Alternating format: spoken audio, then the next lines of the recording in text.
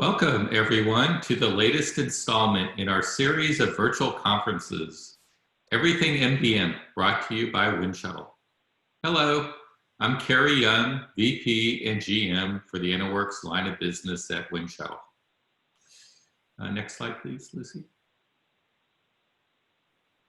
In today's virtual conference, our guests, Lucy Angarita of IPC, which is Subway's purchasing co-op, and Hashim Hadani of Amplifi will share how IPC is applying data governance and collaboration to achieve pricing accuracy and efficiency. Lucy is the Director of Supply Chain Systems and Standards for IPC. She has a background in industrial engineering and is a certified Six Sigma Black Belt. Hashim is a client director at Amplifi with over 25 years of experience working with Fortune 500 companies. Okay, so before we get started, for those of you who are unfamiliar with Enterworks, let me share a little bit about us. Next slide, please, Lucy.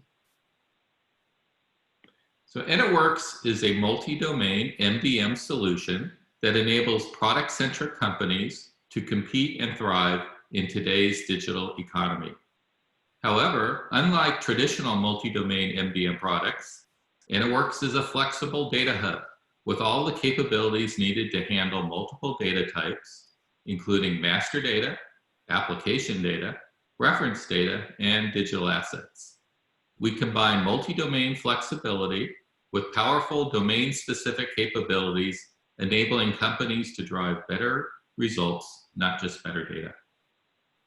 Enterworks is designed to be extremely flexible with a configure, not code approach, and an extensible open integration framework to deliver value today and long into the future. The platform provides everything your organization will need to create, maintain, govern, and share trusted data and digital assets across the systems that power your business, all at the speed the market demands, all in a single platform. Next slide, please, Lucy. Winshuttle has over 2,400 customers across the globe, and we work with leading manufacturers, distributors, and retailers in most industry verticals, including food, CPG, apparel, and home furnishings. Okay, it is my honor now to turn it over to Lucy and Hashim. Lucy, please take it away.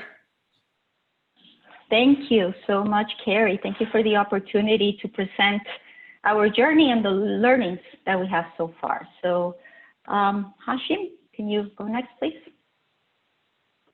I'm going to start by telling you a little bit of who we are. I mean, of course, most of you know who Subway is, but IPC, many people don't know. So we are the supply chain side of Subway, and we're owned by the Subway franchisees.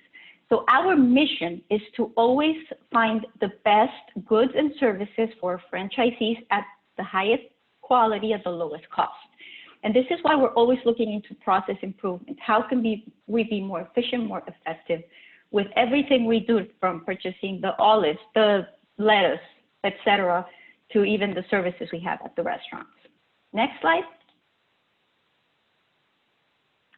So with this project, what we wanted to focus on when we started looking into what Enterworks and Amplifi could offer to us was we needed better data governance.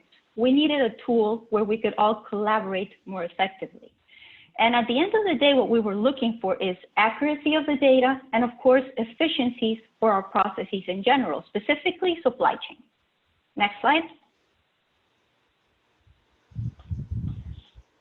Now, we all know that to be efficient, right, and to be able to collaborate, we need good information. I mean, can we trust what we have? Can we find it quickly? If we think about this a little bit, there's a Harvard study review that says that 30% of the time that knowledge workers spend is trying to find information, and 60% of the time they can't find it. And you know, we start thinking about it, and why does that happen?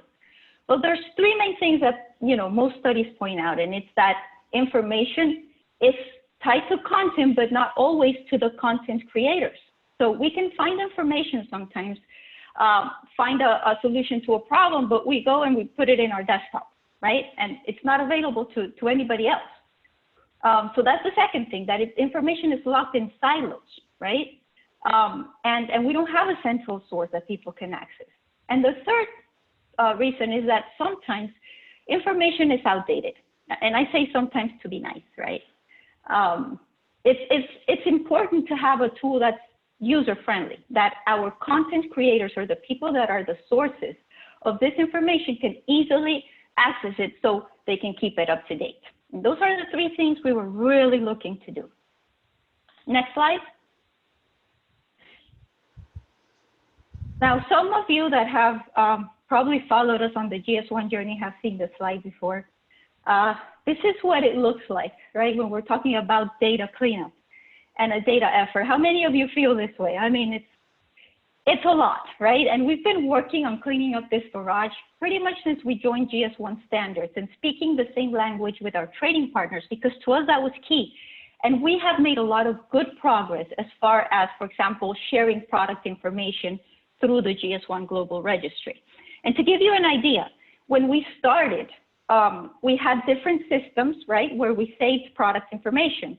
And we compared our systems to distributor systems, and we had 84% of our products that didn't match in one or more attributes that were absolutely critical for our logistics and truckload optimization. So if you think about that, it's the huge cost of poor data quality that people don't really look into or realize in an easy way.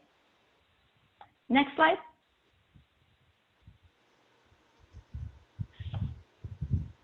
Now, as we started cleaning up our supply chain data, this means our product case, dimensions, weights, things like that, we realized it really paid off. And we asked all our trading partners to use that GDSN as the one source of truth, and we were able to tangibly find $1.3 million in cost avoidance. And this was just material handling and truckload optimization, because we do the logistics part of the subway chain. So if you think about it, you know, the key of having one source of truth for our trading partners was absolutely mind-blowing. It was very, very successful. Next slide. However, internally, we still had a lot of emails, spreadsheets, smart sheets, smarter sheets, all kinds of sheets going on, right? And people just saving things on their desktop. The thing is, you know, we needed one tool, one source, something that will give visibility to the critical things that we needed. So this little picture is actually a conversation I had with a colleague of mine recently. I was saying, you know, with the COVID thing, you know, how has your job changed? How's your day-to-day looking? And well, besides wearing the yoga pants, right? Because nobody does that. No, not me. It's actually just the same thing, right? That we were in the office. We have so many emails coming at us every day, so many spreadsheets to manage, you know. This can all get so stressful for everybody. And the worst part of it all is that it could lead to mistakes. And mistakes are exponential. So when we look at that $1.3 million, that was just half a pound error in the case of mayonnaise, and so on and so forth, but they get exponentially blown up when we look at it, at what it means to the system. Next slide, please. So what did we want to achieve with this system, with this new MDM and pricing system? So we could better collaborate as external users of the data, right? First thing is one source of truth for all the foundational data we needed. That meant pricing is sitting on top of product information and trading partner information, correct? Everything, our suppliers, distributors, redistributors, and all our products. So it was one system where each owner of the data could contribute and enter not only the pricing piece, but also we would get information, spec information directly from our Subway counterparts, and also the GDSN information coming from suppliers. So everything will come together in one source, and it'll be available to all the users. Operating more proficiently, you know, eliminating the emails and the smart sheets that everybody loves, right? And then also establishing and enforcing the governance around master data. I mean, it's not just about the data, right? But it's who creates it, when, how do we make it available, who approves it, and who has that responsibility. Next slide. Lucy, this is Hashem. Do you mind if I chime in? So of course, from a program point of view, this is where Amplifi came in and provided a perspective. So you heard Carrie talk about the flexibility of the platform. Lucy shared the garage full of mismanaged or questionable data. So this is where Amplifi came in and provided the perspective of, let's concentrate on a single source, a platform that can give you the capabilities that IPC is looking for, provide the data governance facilities so that the data is accurate as it processes through the platform. And lastly, time to market so that everybody trusts that it is coming through and it is coming through on time and it is accurate. So those were some of the key things. And once we get into the pricing part, that's where we'll start to talk about the flexibility. Now that you have the data, what other things can you do with it? So I think it was a great collaboration. Yes, I completely agree with that, Hashim. And I think just having the pricing sitting in the same platform with our product information, our trading partner information, gave us that ability, to have the governance, to have the collaboration in one system. Next slide. So I'm going to talk a little bit about, like Hashim said, the foundation, right? This is where pricing sits, but what was the foundation of it all? And as we think about our day-to-day jobs, right? Even with COVID, I think we've seen this even more. The need to do the right thing at the right time and not waste time looking for information. So when it comes to our supply chain management, we have to collaborate with so many different teams. It's logistics and strategic sourcing, supply planning. All these teams need to get together and work on their pieces of the puzzle so a product can be launched, right? But with so many different sources, it was really hard to not only control the origin of the data, but also when it was made available and how. So everybody ended up having their own little data source.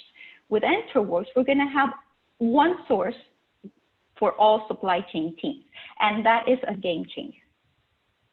The next one is lack of visibility.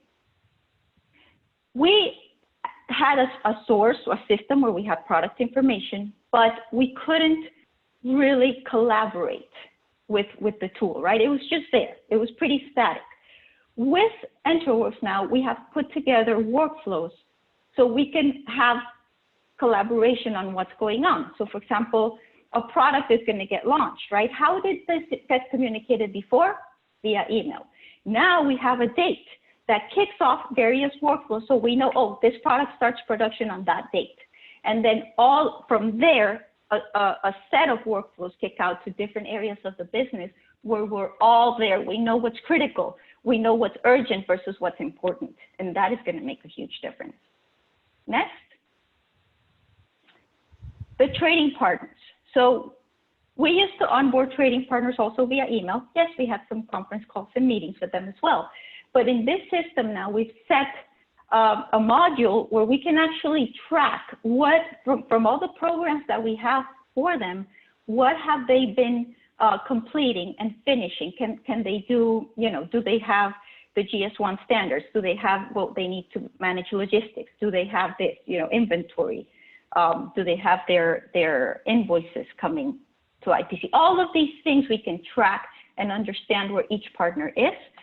So, and also we're connecting it to our contract system to understand when a contract with this partner started and ended.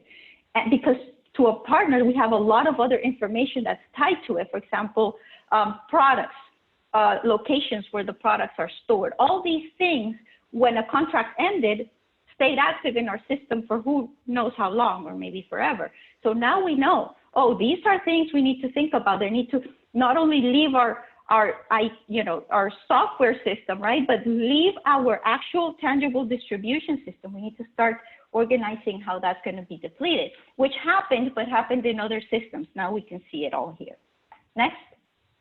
So one point, Lucy, that I would like to make is, so where you started, the way you explained it, right, to where this platform has taken you, that requires some foresight and some courage. And I think IPC displayed both of those in huge numbers, because taking all that on in a considerably short amount of time, it is just downright courageous. And I think you will see the value as you progress through it, but taking it on, I think it was something that we have not seen many clients do, but I think you will see the value. Yes, I agree with you. It was very courageous, and I like to mess with my boss, Rick Butner. Don't tell him, but if something goes wrong, it's his fault, right? No, it really comes to, do we trust our team, and do we trust what we can do? And are we all just as passionate to help not only our internal business teams, but also our trading partners get more efficient? This is what our business needs today. So I think that really pushed all of us really hard. And as you said, it was not easy, but I think we have a really good product. Next. So I want to tell you a little bit about the journey of pricing. This is something one of our directors shared with us, and to me, it's really valuable, right? Because if we look at, IPC has existed for over 20 years, and we had giant black cabinets where we kept pricing. I wasn't there, but they tell the story, right? For a while, actually, for many, many years.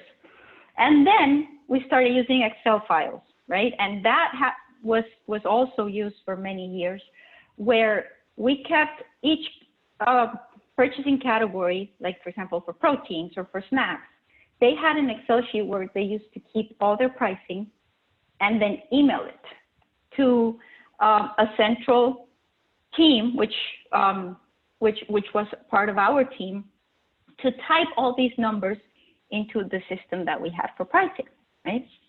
So next slide.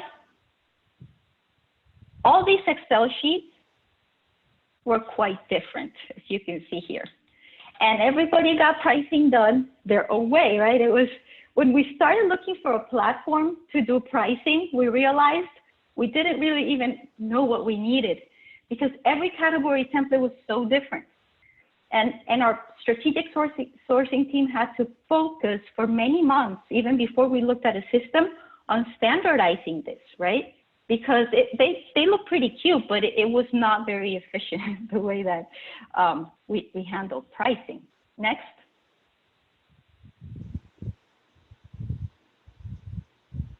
So then when they all put their category templates into one template that looked the same, they were ready for a tool. This is how they like to, say it. I think it paints a really good picture.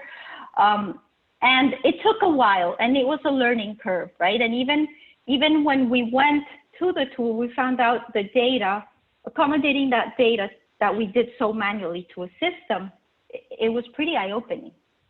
And this is what Amplifi helped us with, their expertise and their work, just trying to get us to have all these Excel sheets into a system that was automatic, that was not going to let us put Band-Aids. And that was really good, right? But when we were trying to implement it was really hard, because we needed to have answers for a lot of things that we didn't before, which made our business process so much more powerful.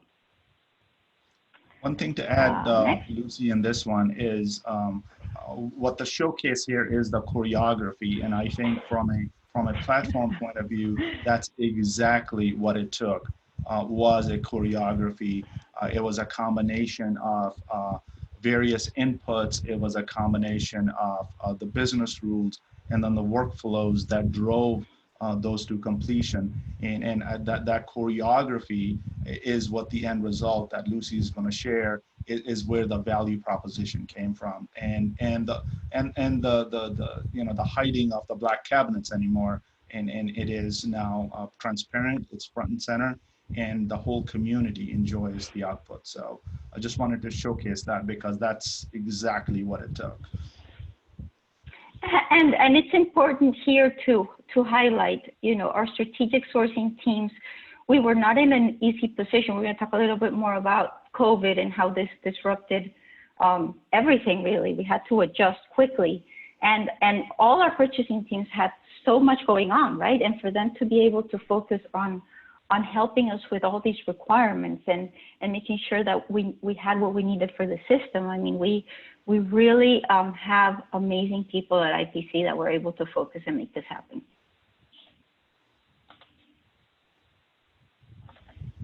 Next slide.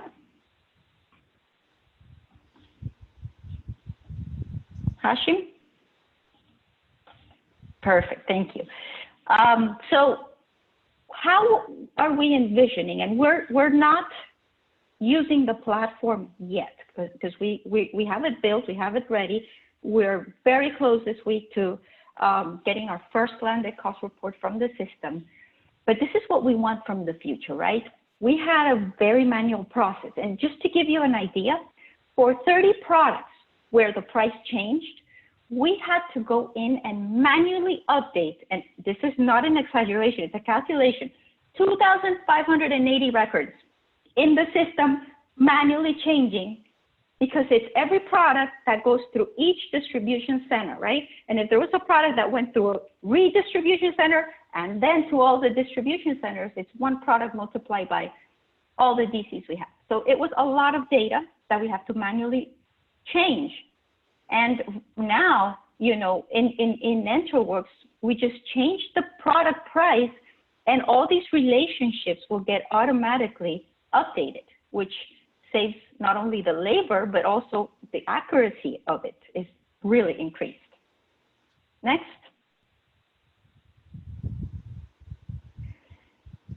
So the system we had before, we didn't have a lot of flexibility to add fields to it. And over time, we realized we wanted to track a lot more pricing components, right? Not just like miscellaneous fees, but we wanted to understand all the fees that went inside a specific product. So with that, we were able to go and track, Hashim, I think you're not displaying the slide anymore.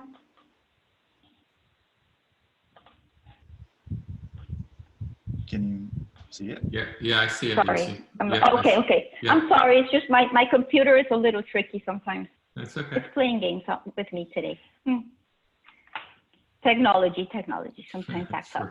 So the lack of visibility to those components was a big hardship for us. We had it in the Excels, but we couldn't track history because we didn't have it in our old system. So now all of those components are being captured. And the great part of it is they're being captured by the source, by our purchasing managers that are entering it in the system. The other big thing we had is purchasing was the funnel. So, and I use strategic sourcing / purchasing interchangeably because that's what they do, right? They're strategic, they're sourcing products, and they're purchasing products. So what they did was they got information from logistics. Oh, what's the cost of the freight? They got information from the suppliers. What's the cost of this and that? And they took it all in and put it in this massive Excel sheet, okay? And then passed it on to our team to manually input this. So you can see how I'm so passionate about making this very streamlined. Yes, it's very, very transformational to our whole organization because it's not only about the accountability, having the data entered by the source, by the ones that know the data, but it's also about the accuracy of the data. Now we can all trust it. It's coming from that owner. Logistics is entering their information, purchasing is entering theirs, and we're all collaborating this. So at the end of the day, not only IPC, our trading partners, and mostly our franchisees will be greatly benefited. One thing to add here is when we were going through the discovery and the design, right? One thing that was missing, that was a need, was the audit trail. So if purchasing is the funnel, but now we are transforming it so that the front line does a bulk of these transactions, how would you validate that the decision that drove the price change, as an example? So the system now accommodates with every decision point regarding pricing. Either it's an email, either it's a PDF report, any kind of content that persuades the price change is now part of that record. So the digital asset management tool is being used to make certain that an audit trail exists, and that anyone can actually validate when the price change happened, what were the decision points, and is there any artifact that supports it. So it was a very important and transformational set of tools that we built, and I think the IPC is going to use them on a daily basis. Absolutely. That was something that our strategic sourcing team loved, being able to attach the PDF with all the background of why the price changed. And Carrie, I want to tell you, I love how you call that module the DAM module. We've had fun with that name, digital asset module. Next slide. So the future goals, what are we looking to do? I mean, at the end of the day, it's about changing our culture, and I'll touch on it a little more in the next slide, but we want a team that supports data governance. And we don't think it's just a team that does full-time data governance. It's a team represented with each of the different departments that understands the data, right? I am the owner of, the traceability. I am the owner of logistics. I am the owner of supply planning, and all these experts coming together to understand the overall big picture. This is what we are looking to do, and that people really see the value and understand that data quality is not just a job somebody does, but it's my responsibility, it's my job as an expert of the data. Something else we're going to look into, I know GS1 very recently released something on a global GLN data hub, global location numbers, for those of you that are not familiar with the acronym. And this is just like products have GTINs, unique identifiers, global trade item numbers, locations, meaning distribution centers, plants, warehouses, all these different locations that we have in the supply chain also have a unique identifier, which is the global location number established by GS1 standards. And the great part of this is that the business owners where that physical location belongs to, they assign that. And this is why if this is a global effort, we can all make sure we identify locations with those numbers and not with trying to figure out, oh, this address, is this the same address that I'm looking at here? And they're all text fields. And you've all known what reporting on text fields is. So we want to integrate the GLN Data Hub with our partner module so we can get all those addresses, that are hopefully going to be in that registry into our trading partner location module that we have in Enterworks. Next slide. Now I want to just give you a minute to look at this little joke, right? Who wants to change? Me. Who wants change? Everybody raises their hand, but then when they say who wants to change, like when it becomes personal, right? It's about changing our habits, really. And the reaction that we will typically have now that we're live with Enterworks is to send an email. We have a new product, but we have to change that culture. We have to change that mindset to say, well, we have a new product. Let's enter that start production date so everybody else knows and their workflows are kicked out, right? And if we get used to this, I like to give this example that it's like when you went to your car and you always had your kids put on their seatbelts. It was like God saying always, stop looking at your phone, put on your seatbelt, right? And it just took a while for them to put on the seatbelt. Now with COVID, that's going to be another problem when we get back in the car. But it takes 21 days to get into a habit. And this is where we want to focus our organization now, right? This is a big change for us and for the way we work. But, you know, instead of doing emails and running Excel sheets, to do everything in a system that is easy to use, this is going to be something that we all embrace, and it's going to be powerful. Next.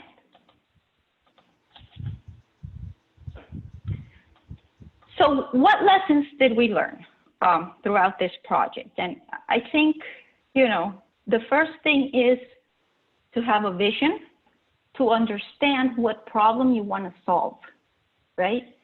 Sometimes people think that technology is going to be the solution, just for the sake of technology. And technology never is the solution to your problems. At least as far as data quality and process goes, you have to have that very clearly laid out. But then when you have that clearly laid out and you understand the problem, technology definitely is a tool to help enforce what you need to happen in your process.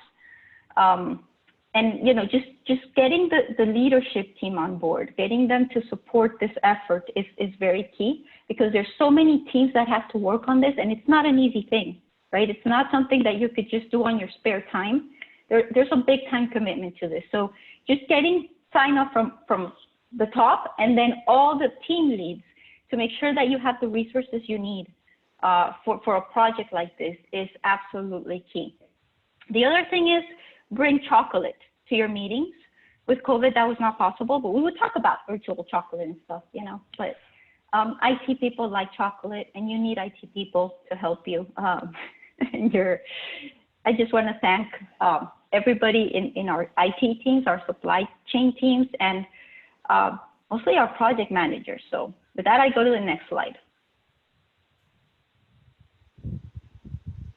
I mean, with COVID, and even without COVID, I was saying that our project managers were the ones who made or were able to make or break the project, right? So Pablo Césares, Sonia Flores, and Manuel Garcia, you guys were the instruments to have everybody collaborating, understanding what was needed, keeping people focused. I mean, without good project managers, there's no way. It's just, it doesn't happen.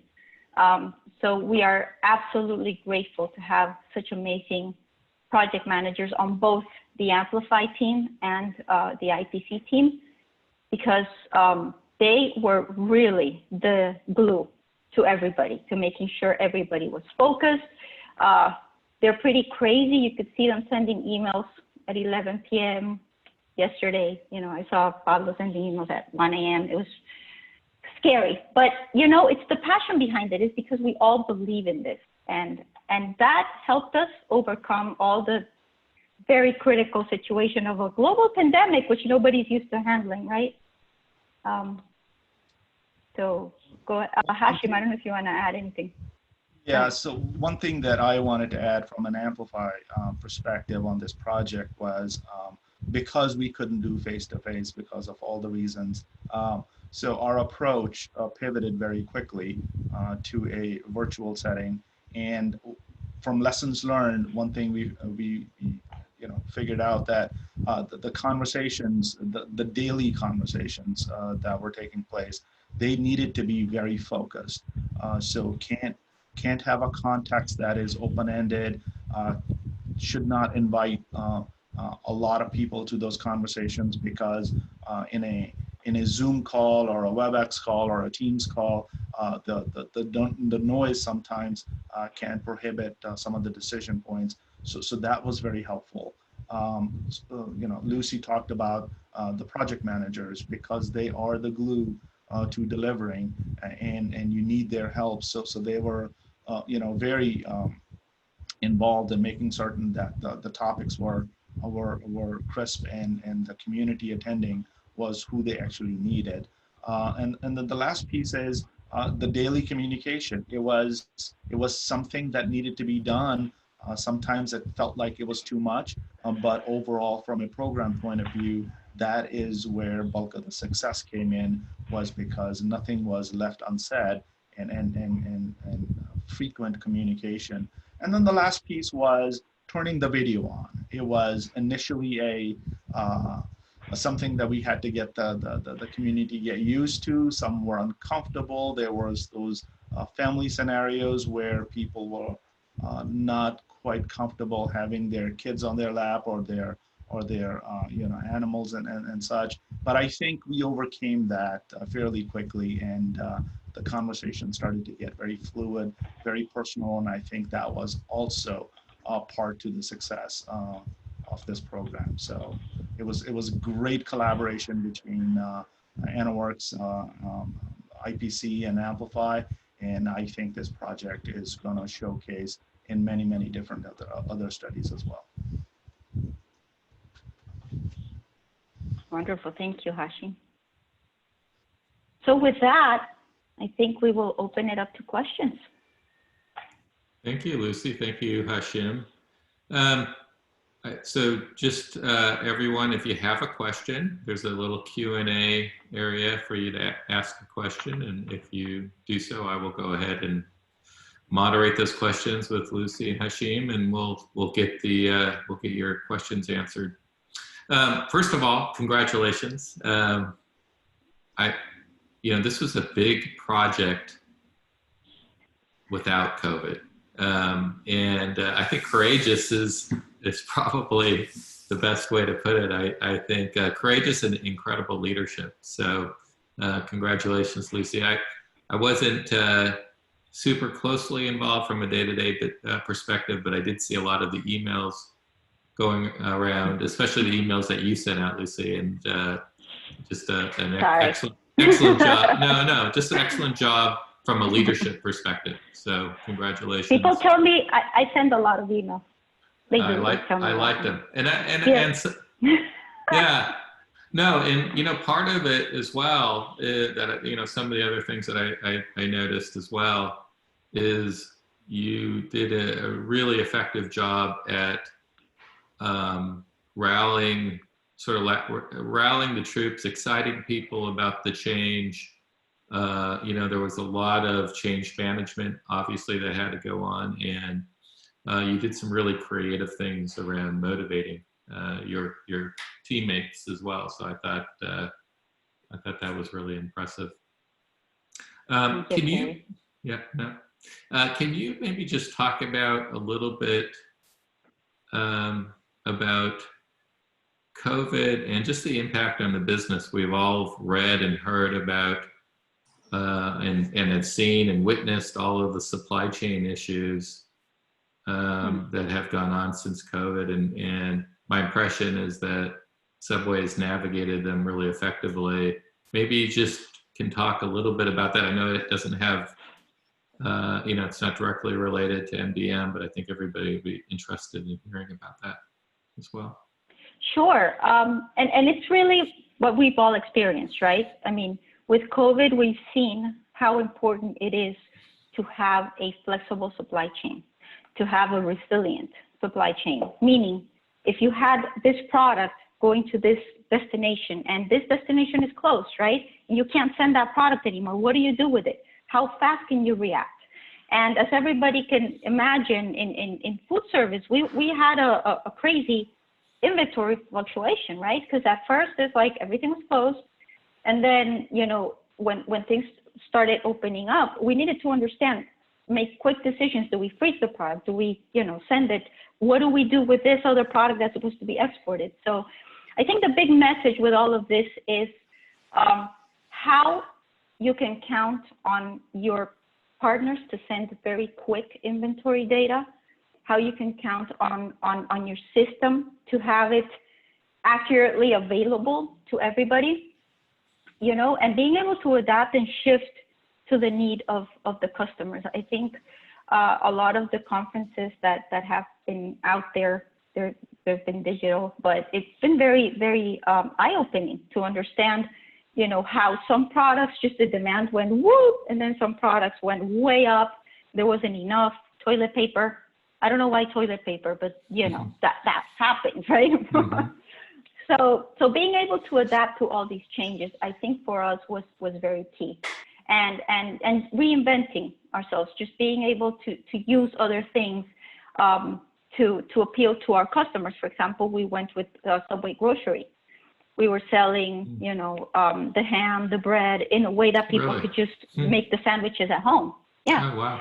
So that was something that our Sippy Yum team, Daniel Riskaya, with Subinventory was able to help us with, and it was very successful. It helped, you know, drive that inventory that we needed to move, and yeah, well, I think it's been handled really amazingly. The brand has made very good decisions, and yeah, we're gonna make it, you know, together, understanding what the need is now, mostly to have trustworthy food people can go to, and feel safe about eating it. I mean, that's our focus, and good food, of course.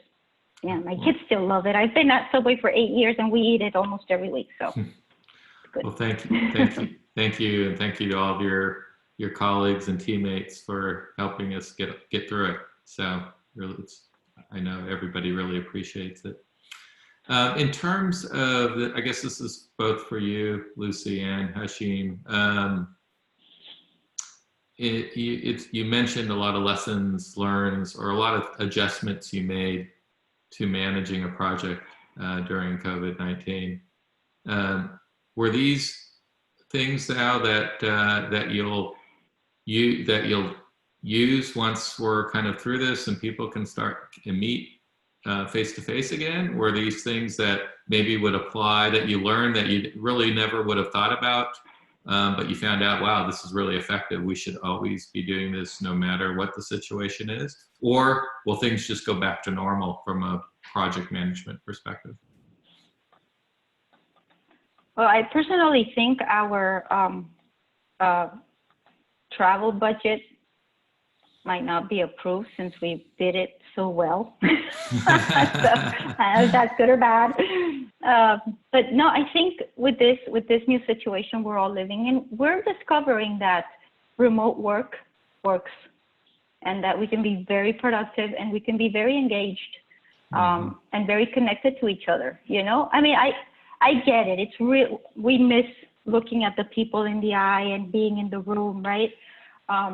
But at the end of the day, that doesn't stop anybody from doing their work if they really want their you know, the company to be successful, which is the kind of people you need to have in your organization, regardless, COVID or no COVID. You know. Right. Exactly. Yeah. So from Amplifi point of view, Carrie, you know, this is part of our DNA. We do that already because not every client is able to meet in person when things were normal. But I think this project has definitely taught us some good lessons and validated quite a few others. So I think this just kind of helps us to fine tune further and continue to use. So this was a great experience. It was painful initially, but I think we overcame, and it turned it into a really positive outcome. Yes, and I do agree with Pablo, our project manager. It did take a lot more effort on not only for them, right, to get everybody aligned, collaborating, and talking. So yes, it was harder. We can't say that being away from each other was just us being in the same room. Yeah, definitely. Yeah, exactly. So here's a question from our audience. So when do you plan to go live on the system, and which team's business functions will be included in the initial go live? So we went live already for trading partner information and product information. That means all locations, all contacts, all our suppliers, distributors, redistributors are in the system, and all the products for Subway. We all have now the product information there. So right now, who's involved in working with this is supply planning, because they're going to help us with when a product gets launched and when a product needs to be sunsetted or retired. Of course, strategic sourcing, because everything impacts them. Logistics, they are all working in pricing, you know, in the pricing module, and also in this product and trading partner workflows. And we are supply chain operations, so we basically support all these different supply chain teams. And then distribution. With having our distributor information, DC contacts, all of that in the system, they'll be also using it regularly. So we're live with that. And then on the pricing module, we expect to be live by end of this week, hopefully. We're getting ready to get our first report live out of the system. And we, once we go live with this, we release pricing monthly to all our redistributors and distributors, and they'll be able to access the tool directly. So they'll be participating in training. Also, suppliers will be part of the using the module because they can enter any new location that they have. They can enter it to be in a workflow. Now, we are very close with Subway in the sense that they approve any new plants where product is being manufactured. So we don't create anything in our system unless Subway approves it and we see it in their system first. But, and same thing with products. But they can actually give us a heads up also for contacts. So trading partners and all supply chain teams will be using the system. Great. So just to clarify, you've been live with the system, but the thing that's going to go live this week or very soon is the pricing component of it. Exactly. Okay. Great. Thank you. You talked about the support that you received by your teammates, and I'm sure it took some work to get your leadership as well to support this initiative. Can you talk to us about what steps you took to get your leadership team on board with this initiative? Yes, and with this one in particular, it was really good because we had to think about replacing the current system, right? There was a current need for that, but just the value behind the collaboration, why this tool is worth spending, you know, the effort and of course the resources on this. I think with a business value proposition that is clear, that drives the message of, okay, this is what we have today, and this is, you know, tangibly what we can get from the system in the future. With a solid plan, you know, leadership will definitely back you up. If you go with the more tangible ROI you have, the better. We had that backup of how GS1 just with product information has helped us save $1.3 million. And we just started giving leadership on a very simple example, which was the half a pound in mayo. Product information is very critical. It's not just, you know, oh, we have it, we do business with it. People don't know how much the impact of that is. Once we sold that, I think that the other pieces went into place, and they believe in the system. And I think once they start hearing it from the other teams, you know, how well they're adopting it, how they're being trained in the workflows, it's going to be even better. So great, thank you. And Hashim, how does the IPC community interact with the output on the pricing? Is it a report? Is there a dashboard that you created? What sort of security did you put around this? So this report, when it's generated, it's holistic, and it's posted on the supplier, their trading partner portal. So that is a holistic view. IPC can see those for every partner that they have. But this access also got to the suppliers as well. And based on the Enterworks repository framework and the security context, when a trading partner logs in, based on some of the criteria that we put in, they only get to see the values that are pertinent to that partner, and none of the other records are showcased. So this way, everybody can collaborate and use the reporting, but you know, bulk of the information is hidden for the other providers. So it seems to work fairly seamlessly, and it was a design consideration for IPC to make sure that it's one report that only the trading partner that has context can see and nothing else. Yeah, it was very critical for us, the security and the privacy. Oh, I'm sure. Yeah. Okay. Thank you. And Lucy, and not to put you on the spot, so you can say I don't want to answer this, but it sounds like Amplify was really a key part of the success, a real partner. Can you just talk to the audience about how you went about selecting your partner, what you thought about? Because that's obviously a very critical part of the project, not just picking the software part of it. Absolutely. Mm-hmm. I don't want to talk about it. No, just kidding.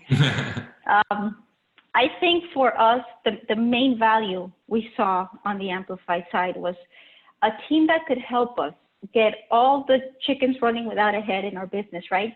And just bring us together and take us through the process. You know, what is your business challenge today? What kind of expectations or outcomes do you have for this project? And then bringing that into a system, making that tangible requirements to build something.